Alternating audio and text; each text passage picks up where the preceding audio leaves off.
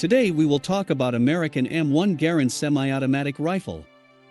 I would like to point out that I will not describe its specifications and history. There is enough information about it on the web. This rifle also can be used as anti-material/anti-sniper rifle. This rifle has made a significant contribution to the history of firearms development. Besides, it gave quite a wide field of thoughts to the designers. It should be noted that this rifle was the world's fourth semi-automatic rifle, put into military service and put into mass production. That in itself says something. It tells something about the fact that it was a new and interesting weapon, though its design was somewhat crude. Garand did not follow the conventional way of loading the rifle, but instead developed an interesting, smart loading system for his rifle. The rifle was fed by cartridge packs, which were placed directly inside the rifle. When the ammunition was exhausted, the empty pack was extracted and the rifle was loaded on bolt delay. This method had one important advantage. No need to remove empty magazine to install new one. Because of this, the rifle had decent rate of fire. But this system also had a number of disadvantages. Pack of cartridges. The rifle could not be reloaded.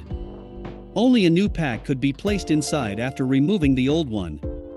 The rifle earned the soldiers a not very flattering nickname, finger picker. This nickname was caused by automatic release of the fresh cartridge, which allowed for inexperienced shooters to get their fingers caught in the massive bolt. It still required some experience and skill to use this weapon. It extracted the empty packet with a distinctive noise. Here we should go into more detail. It is believed that the enemy soldiers knew about this feature of the Garand rifle and used it. When the enemy soldier heard the distinctive ringing, he recognized that the American was out of ammo, and so he suddenly came out of hiding. But American military even made some research of prisoners of war, and found out that one could not often hear the sound of a pack being extracted in the height of combat. And even if one could hear it, they knew about the empty packet trick too. The Americans liked to drop an empty pack on the floor for the enemy to show themselves. Therefore, there were not many prisoners who wanted to die foolishly. At least not many survived to the end of the war. Additionally, the Garand rifle had a very serious caliber 30.06. For those who don't know, it is 7.62 x 63 mm. The same cartridge was used in Springfield rifles and Bar machine guns.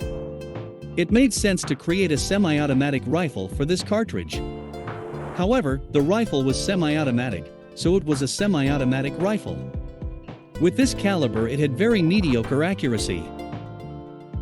It was very accurate, but maximum effect was achieved by suppressive fire. But again, the 8 caliber magazine didn't help much in this respect. From time to time the soldiers had problems with the cartridge packs. A slight deviation in the pack geometry led to the spontaneous extraction of an unfired pack. In the midst of combat, the fighter risked being left without ammunition in the weapon. Lack of an ammo rack led to the rifle becoming a single-shot rifle, and the same applied to the rifles fed from the standard box magazines. At the same time, an advantage of the box magazines was their very low cost of production.